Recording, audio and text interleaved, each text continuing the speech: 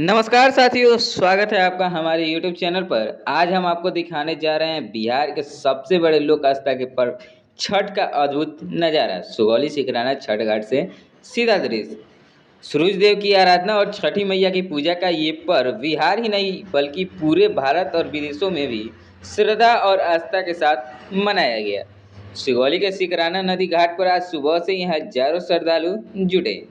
सभी के चेहरों पर भक्ति और विश्वास झलक रहा था। महिलाएं व्रत रखकर बिना जल और अन्न के 24 घंटे से अधिक समय से तपस्या की थी।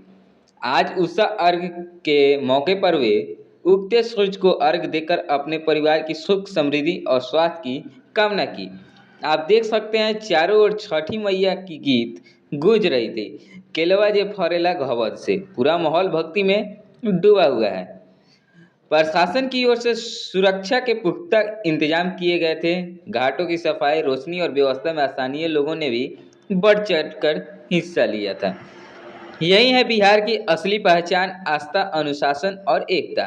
सुगौली सिकराना घाट से मैं गोलू कुमार, आप देख रहे थे यूट्यूब चैनल जीके स्क्रीन। अगर वीडियो अच्छी लगी हो तो लाइक करें, शेयर करें और चैनल को सब्सक्राइब करना न भूलें। और कमेंट में जय छठी मैया बिना कंजूसी के अवश्य लिखें। फिर मिलते हैं अगले अपडेट के साथ। Jangan bikin